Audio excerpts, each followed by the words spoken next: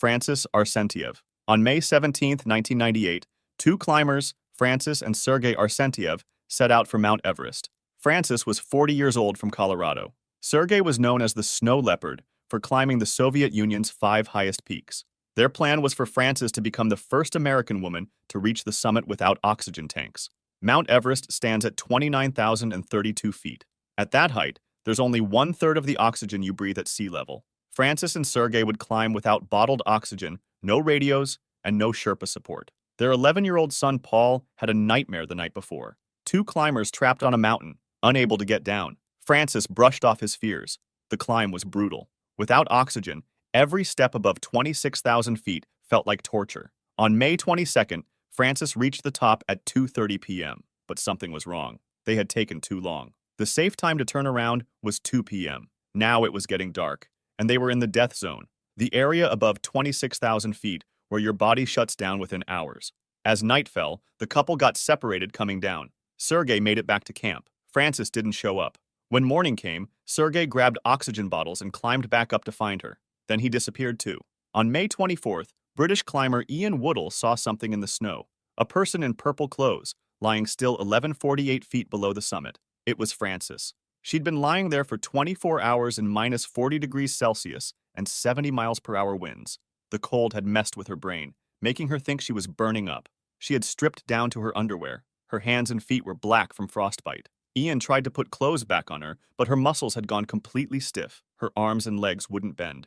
Moving her was impossible at that height in knee-deep snow. After trying for over an hour, Ian had to choose. Stay with Francys and all three would die, or leave her and survive. He left her.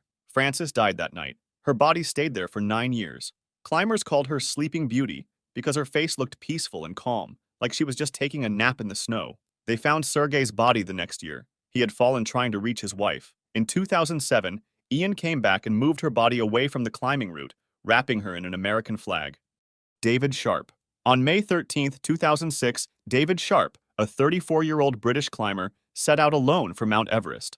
Sharp was an experienced climber who had already done Kilimanjaro, Elbrus, and Cho Oyu. He was trying to reach the top without oxygen tanks, carrying only 2 bottles for emergencies. He had no radio, no Sherpa guide, and no team watching him. This was Sharp's 3rd try at Everest. In 2003, he turned back because of frostbite.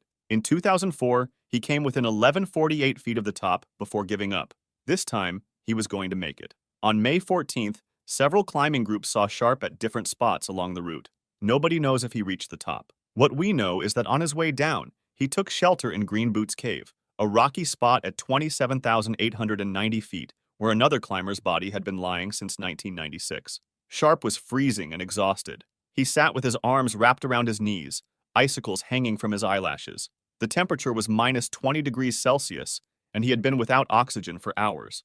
Then the other climbers started walking past him. Turkish climbers were the first to find Sharp early on May 15th. He was alive, but barely awake. They gave him oxygen and tried to help, but he was too weak to move. They kept going down. Later that morning, New Zealand climber Mark Inglis spotted Sharp in the cave. Inglis offered oxygen. Sharp said no. Inglis kept going to the top. All day long, 36 more climbers walked past Sharp on their way up or down the mountain. Some tried to give him medicine. Others tried to get him to stand up. Most just walked by, thinking he was already dead. By afternoon, Lebanese climber Maxim Chaya found Sharp with his face turned black from frostbite. Chaya stayed with him until he had to leave to save himself. Sharp died on May 15, 2006. Over 40 climbers had seen him dying. His body stayed in Green Boots Cave. The whole thing made people around the world angry about how climbers act on Everest. Even Sir Edmund Hillary, the first person to climb Everest in 1953, said the climbers who left Sharp were wrong. Perhaps the hardest part of Sharp's death is that so many saw the danger and walked by. And in our own lives, we often ignore risks too, like our personal data being exposed online. I realized this when I Googled my own name and email, and what I found was honestly terrifying. Page after page of data broker sites had my personal info, blurred here for privacy, but imagine seeing your phone number, your old addresses, even details about your family, just sitting there for anyone to buy. It feels violating. Data brokers collect and sell your information without your consent. They make billions selling it to marketers, scammers, and even stalkers. And while they're legally supposed to remove your info if you ask, they make that process intentionally confusing, so most people just give up. And this is where today's sponsor, Aura, comes in. Aura handles this automatically. They get your information taken down from these sites, and they keep it off. I use Aura myself, and I recommend it to my family and friends because it's the only way I actually feel protected online. And Aura isn't just about data brokers. It's an all-in-one digital security platform. It alerts you if your info is found on the dark web, gives real-time fraud warnings for your bank and credit, provides you with a VPN, antivirus and password manager, and even has 24/7 US-based support. Plus, if anything ever does happen, they back you with $5 million in identity theft insurance. It's honestly infuriating that companies are making money selling our lives like products. That's why I chose Aura. And you can try it free for 14 days with the link in my description or in the pinned comment. In those 2 weeks, you'll discover where your data is being exposed and sold. I'm not leaving myself vulnerable, and you shouldn't either. Thanks to Aura for sponsoring this video. Hannelore Schmatz. On October 1st, 1979, Hannelore Schmatz and her husband Gerhard went to climb Mount Everest as part of a German group. Hannelore was 39 years old and had climbed big mountains around the world with her husband. They both wanted to reach the top. Gerhard made it to the top on October 1st and got back down safely. He told Hannelore that the weather was getting bad and she should wait, but Hannelore said no. On October 2nd, Hannelore started climbing to the top with American climber Ray Janae and several Sherpas. The weather was terrible. Wind was blowing hard, snow was falling, and it was minus 30 degrees Celsius. But Hannelore kept going. At 1:30 p.m., she reached the top of Mount Everest. She made it, but now she had to get back down. Going down was horrible. Hannelore and Ray were moving too slow. They were tired and running out of oxygen. It was getting dark, and they were still in the death zone above 26,000 feet, where your body dies within hours. The Sherpa guides told them to keep moving. Stopping meant death. But Hannelore and Ray were too weak. They decided to spend the night at 28,000 feet, completely out in the freezing wind and cold. Sungdare Sherpa, one of their guides, stayed with them. By morning, Ray was dead.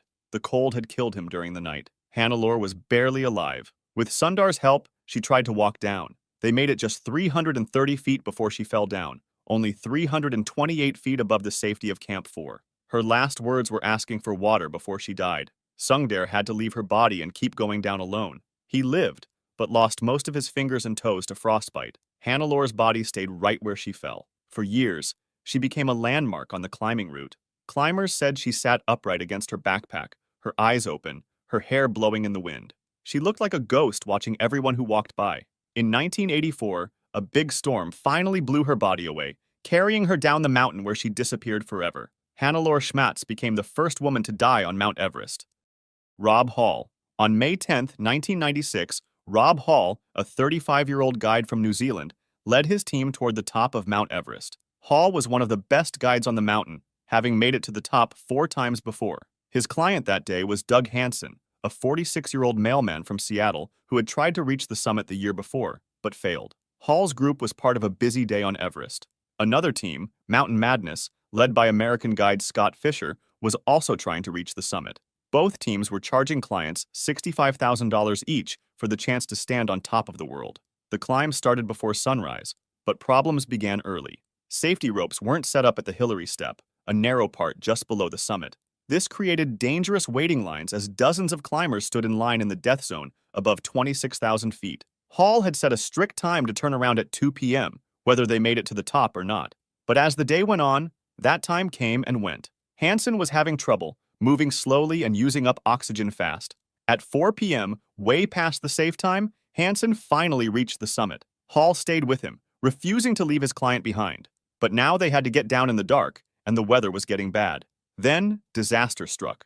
A huge storm hit the mountain. Winds reached 70 miles per hour, temperatures dropped to minus 40 degrees Celsius, and they couldn't see anything. Climbers got lost in the storm just hundreds of feet from safety. Hansen ran out of oxygen near the south summit and couldn't go any further. Hall tried to help him down, but Hansen was too weak to move. Both men got trapped by the storm at 28,700 feet. Hall called base camp on his radio all night, his voice getting weaker each time. He was slowly freezing to death, but wouldn't leave Hansen. Other guides tried to reach them, but the weather was too dangerous. On the morning of May 11th, rescue teams made one last try to save Hall. They brought him oxygen and medicine, but by then, Hansen was dead, and Hall was barely awake from the cold. Hall's last radio call was to his pregnant wife John back in New Zealand. He told her he loved her and to take care of their baby girl. Then the radio went quiet. Rob Hall died on May 11, 1996, still next to his client Doug Hansen. His body is still on the south summit of Mount Everest. The 1996 disaster killed 8 people total, making it one of the deadliest days in Everest history. Shreya Shah Klorfein. On May 19, 2012, Shreya Shah Klorfein, a 33-year-old from Toronto, went to climb Mount Everest. Shreya was born in Nepal and grew up in India before moving to Canada with her husband. Climbing Everest had been her dream since she was 9 years old, when she flew over it in a helicopter with her parents. Shreya had spent $100,000 on this trip, borrowing money against her house to pay for it. She trained by running up hills near her home while carrying a heavy backpack and rock climbing to get ready. But there were warning signs. Shreya was behind in her training, and people warned she might not make it. Her husband Bruce said she never told him about these worries. On May 18th, Shreya left Camp 4, the last camp before trying for the top. She was part of a group of over 500 climbers going up the mountain that day. The death zone above 26,000 feet was crowded, and climbers had to wait in long lines. The thin air made Shreya slow down. She was one of the last climbers still going up when others were already coming down. By the time she reached the top at 2:30 p.m. on May 19th, she was way past the safe time to turn around at 2 p.m. Her team leader begged her to go back as she got weaker, but she kept going. She was going to reach the top no matter what. At the summit, Shreya stood holding a Canadian flag, smiling behind her oxygen mask. She had done it, but now she had to get back down. Going down was horrible. Shreya was moving very slowly, and her speech became weird. She couldn't think clearly. She couldn't stand up by herself. The Sherpas had to pull and carry her down the mountain. She had been climbing for 24 hours and was on her 9th bottle of oxygen. Then, to make things worse, a storm hit, making it colder and windier. Shreya fell down and couldn't go any further. Shreya Shah Klorfein died on May 19, 2012, while coming down from the summit. Her body was found near the climbing route with a Canadian flag placed over it. Her husband Bruce went to Nepal to bring her body home. Shreya had reached her dream of getting to the top of Everest, but it killed her. Joshua Cheruiyot. On May 22, 2024, Joshua Cheruiyot, a 40-year-old banker from Kenya, was climbing toward the top of Mount Everest. Joshua was trying to make history by becoming the first African to climb Everest without oxygen tanks. Joshua had been climbing mountains since he was a teenager. He had reached the top of Mount Kenya over 20 times. He climbed Mount Kilimanjaro in just 15 hours. In 2023, he became the first African to climb Mount Manaslu, the world's 8th highest mountain, without oxygen. But Everest was different. Climbing without oxygen on Everest is something less than 2% of climbers ever do. At heights above 26,000 feet, the air is so thin that most people need bottled oxygen just to stay alive. Joshua knew the risks. His Sherpa guide, Nawang, carried an emergency oxygen bottle, but Joshua had clear rules about when to use it, only if he passed out or the weather got too bad. On May 22nd, Joshua and Nawang left Camp 4 at 26,000 feet for their final push to the summit. The climb was hard. Every step without oxygen felt awful, but Joshua kept going. As they got higher, something went wrong. At Bishop Rock, just 160 feet below the summit, Joshua started acting weird. He was confused and wouldn't listen to Nawang. When Nawang tried to give him the emergency oxygen, Joshua said no. Joshua was so close to making history, just 160 feet from becoming the first African to reach the top of Everest without oxygen, but his body was shutting down from the thin air. Back at base camp, they lost radio contact with Joshua and Nawang. The last message was hard to understand, but it sounded like they were in trouble. Rescue teams looked for days, but couldn't find them in the bad weather. Finally, they found Joshua's body in a crack in the ice, just 160 feet below the summit. He had died trying to reach the summit. Nawang was never found. He disappeared trying to help Joshua. Joshua Cheruiyot died on May 22, 2024. His family decided not to bring his body down and left Joshua to rest in the mountains where he belonged. Scott Fischer. On May 10, 1996, Scott Fischer, a 40-year-old American guide, led his team toward the top of Mount Everest. He had climbed some of the world's biggest mountains without oxygen. That day, Fisher's team was trying to get to the top at the same time as another group led by Rob Hall from New Zealand. Both teams were going up on the same day, making dangerous crowds near the summit. The climb started before sunrise, but problems began early. There were long waits at the Hillary Step, a narrow part just below the summit. Climbers stood in lines in the death zone above 26,000 feet, using up oxygen and getting tired. Fischer had been feeling sick for days before trying for the summit. He was tired from helping other climbers who had gotten into trouble lower on the mountain, but he kept going because his clients needed him. By the time Fisher's team reached the top around 4 p.m., they were too late. The safe time to turn around was 2 p.m. Now they had to get down in the afternoon when the weather often gets bad. As they started going down, Fischer got sicker. The thin air was making him confused and weak, but he wouldn't leave his clients. He told his Sherpa guide to lead the clients down while he came behind. Then the storm hit. Winds reached 70 miles per hour, and it got down to minus 40 degrees Celsius. They couldn't see anything. Climbers got lost just hundreds of feet from safety. Fischer fell further and further behind. The thin air was shutting down his body. Near the Hillary step, he told his team to keep going down without him. He couldn't make it any further. His Sherpa tried to help Fischer, but the storm was too dangerous. He had to choose between saving the clients or staying with Fischer. He left Fischer behind. When rescue teams found Fischer the next day, he was dead. His oxygen mask was around his face, but the bottle was empty. His hands were bare, and his jacket was unzipped as the cold had messed with his brain, making him think he was too hot. Scott Fischer died on May 11, 1996. His body was moved away from the main climbing route, but it is still on Mount Everest. If you enjoyed this video, subscribe for similar ones and feel free to drop suggestions for the next video in the comments.